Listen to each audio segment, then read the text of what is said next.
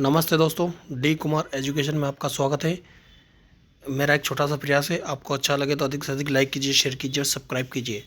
दोस्तों, हम सामाजिक विज्ञान क्लास 6 में आज 12वां अध्याय पढ़ेंगे, जिसमें मौर्य साम्राज्य के बारे में देखेंगे। मौर्य साम्राज्य क्या है, इसका उदय कब हुआ, अतः इसकी राजनीतिक, आर्थिक और सामाजिक विश्लेषण, जीवन की विशेषताएँ क्या थी।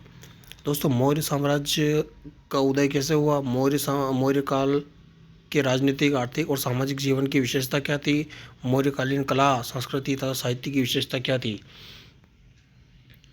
पिछले पार्ट में आपने जनपद, महाजनपद और मगध साम्राज्य के उत्कर्ष के बारे में पढ़ा है। दोस्तों, हमने भी पिछले अध्याय में जनपद, महाजनपद और मगध साम्राज्य के उत्कर्ष के बारे में पढ़ा। आप यह भी जानते होंगे कि नंद राजाओं के समय सिकंदर ने कई देशों को जीतकर अपना साम्राज्य विस्तृत किया था। तब नगद पर नंद वंश का शासक महापद्म नंद का शासक था। नंद राजा के पास अपार संपत्ति थी और वो भारत का शक्तिशाली राज्य माना जाता था। परंतु नंद राजा बहुत ही क्रूर शासक था, इसलिए वह जनता के लिए लोकप्रिय नहीं था। नंद राजा से सत्ता छीनने का कार्य चंद्रगुप्त मौर्य ने किया।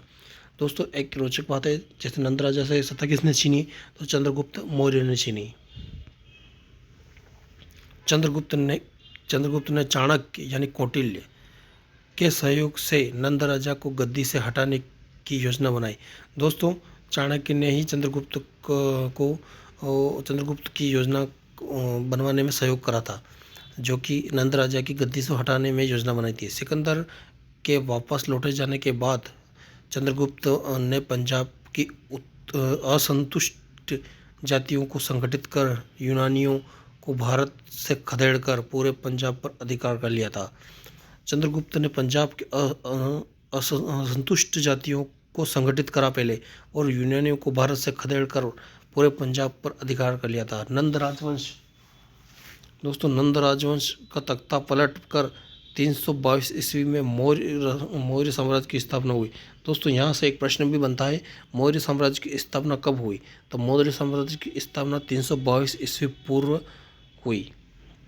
मौर्य साम्राज्य की राजधानी पाटलिपुत्र यानी बिहार में स्थित वर्तमान पटना। आप सब जानते हैं कि दोस्तों, पाटलिपुत्र किसे कहते हैं। पाटलिपुत्र यानी कि आज के वर्तमान को पटना को पाटलिपुत्र कहते हैं। जब राजा अपने राज्य की सीमाओं का अत्यधिक विस्तार कर लेता है तो वह उनके राज्यों को साम्राज्य कहा जाता है। इसके बाद चंद्रगुप्त मौर्य ने सिकंदर द्वारा सिंधु अफगान क्षेत्र के नियुक्त प्रशासक सेल्यूकस को हराया और इस क्षेत्र में अपने राज्य में मिला लिया। चंद्रगुप्त ने पराजित होने के बाद सेल्यूकस ने अपनी पुत्री का विवाह चंद्रगुप्त से किया। दोस्तों, चंद्रगुप्त से पराजित हुआ सेल्यूकस तथा उसने सिंधु और अफगान क्षेत्र को अपने में मिला लिया तथा उसकी पुत्री का विवाह भी चंद्रगुप्त से करा। चंद्रगुप्त एक प्रशासक था। दोस्तों, मेगानस्थिस ने अपना राजदूत बनाकर पाटलिपुत्र भेजा।